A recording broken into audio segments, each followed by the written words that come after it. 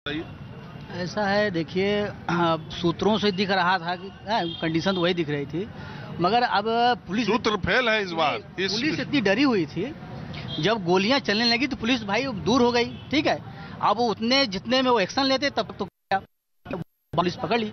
अब उसमें आप क्या इमेजिन करिए, वो तो बात की बात है, मगर यह है कि हादसा तो हुआ जो कि नहीं होना चाहिए। ऐसा मतलब जो हादसा हुआ ये नहीं होना चाहिए था, पुलिस को एक्शन लेना चाहिए था, मगर वो डर की वजह से नहीं लिया, जो भी हो नहीं ली, अब उस वजह से हो गया हादसा। भाई पुलिस डरी हुई थी, इसके पहले दो लोग मारे गए, उसके पहले भी मारे गए, तो पुलिस डरी हुई थी।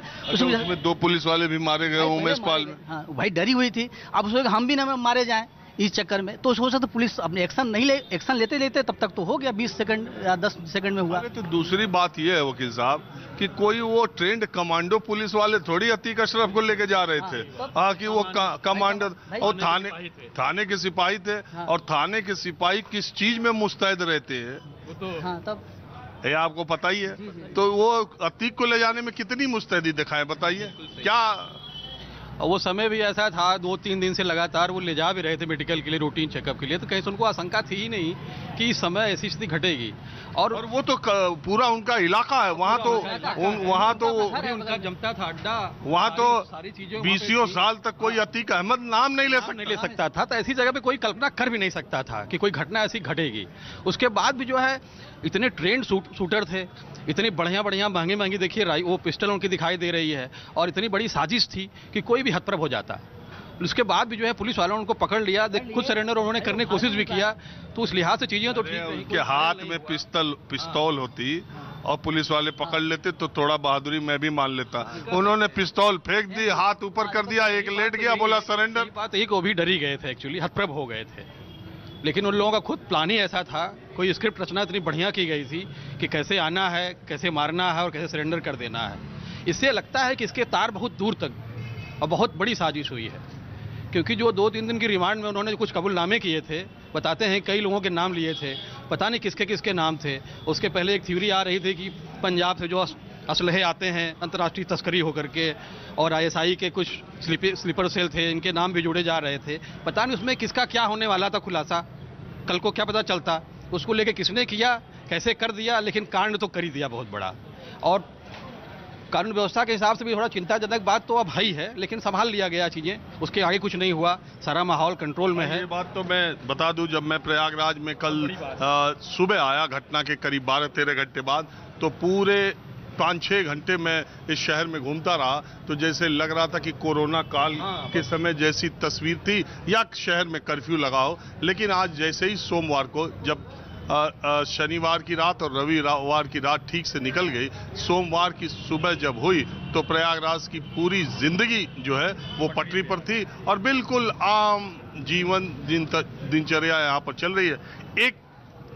एक जो तनाव हुआ था कि समाज में कहीं तनाव न हो, भगवान की दया से और सरकार की मुस्तैदी से और सबसे ज्यादा यहाँ के नागरिकों की संजीदगी से ऐसा कुछ नहीं हुआ। आपका नाम क्या वकील साहब? आलोक त्रिपाठी नाम। आपका क्या? श्रीनिवास शंकर। श्रीनिवास शंकर। आपका? उदय सिंह। आपका? जयप्रकाश राव। ये सब राजपूते पंडित ज्यादा वकील है का? अब हाई कोर्ट में सब लोग हैं, जब आपको जैसे लोग मिल गए इस समय वही मौके पे हैं।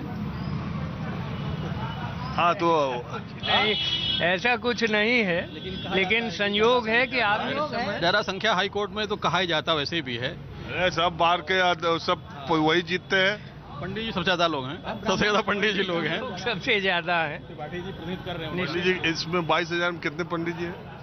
22,000 में 8,000 होंगे, 8 के हजार के आसपास। सबसे ज्यादा संख्या अगर है तो ब्राह्मणों की है। ठाकुर, यादव और लोग कम है, कायस्थ बहुत ज्यादा है। कायस्थ तो पूरे इलाहाबाद में ज्यादा है। पूरा आपको बिल्कुल मिलना चाहिए। कायस्थ इलाहाबाद में ज्यादा है, और सबसे बड़ी एशिया की कायस्थों की ट्रस्ट इलाहाबाद से है, केपी ट्रस्ट।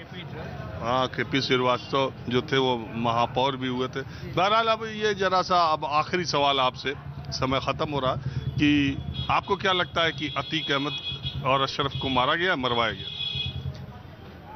रिजल्ट तो एक ही निकला, वो खत्म हुआ, और हमको जो लगता है वो ये उन्मादी लोग थे साइकिक टाइप के, उनका यूज किया गया, मरवाया गया।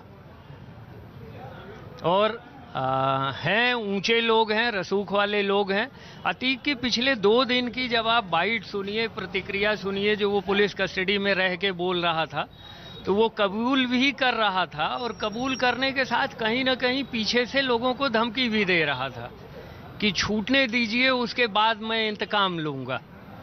तो इन सब से यही लगता है कि कुछ ना कुछ इसके पीछे बड़े लोगों का हाथ है, साजिश है। वो आगे पुलिस की इंक्वायरी में खुलेंगे राज। अच्छा, एक बात बताइए, आपको क्या लगता है कि इसका सच सामने आएगा या पर्दा पड़ जाएगा? अब सरकार ने जुडिशियल कमेटी बनाया है, अरे कमेटी तो 1000 बनती रही। सुपरवाइज करेगी पूरे मामले को। पहले सुप्रीम कोर्ट कर रही है सुपरवाइज अतीक के बेल को लेकर सारी बात, कि भाई कोई खतरा था, उनके जान को कह रहे थे वो लगातार। तो चूंकि बहुत उलझी हुई कहानी है, बड़ी पेचीदगियां हैं, बड़े किरदार हैं और बहुत बड़े आतंक का एक तरह से अंत भी हुआ है, बहुत बड़े आदमी की बात है, तो उसकी जो पुराना इतिहास कहता है कि जांच होगी, गवाही होगी, बयान चलेगा, रिजल्ट कुछ न कुछ तो मिलेगा ही, लेकिन वो कितना सच होगा, कितना असच होगा, ये तो वक्त बताएगा। चलिए इसी बात पर कि अगर अतीक और अशरफ की हत्या का राज सामने नहीं आएगा और ये सारा जो खेल अब तक हुआ है, अगर इन तीनों हत्या आरोपियों ने ज्यादा बड़ा माफिया बनने की वजह से किया है, तो फिर यूपी सरकार का पिछले 6 सालों का ये दावा कि माफिया, गुंडा राज ये सब हम खत्म कर रहे हैं और लोगों में कानून का डर पैदा हो रहा है, तो फिर उस पर भी एक सवालिया निशान है। और अगर किसी बड़े सफेदपोश ने इस हत्या को अंजाम दिलाया, अगर उसका नाम भी सामने नहीं आता है, तो ये भी एक बड़ा सवाल है। आज के माहौल क्या है में 99% लोगों का ये मानना है कि अतीक और अशरफ को मारा नहीं गया, मरवाया गया है। आज बस इतना ही। कैमरामैन उमेश सिंह के साथ राजीव रंजन, न्यूज़ 24 प्रयागराज।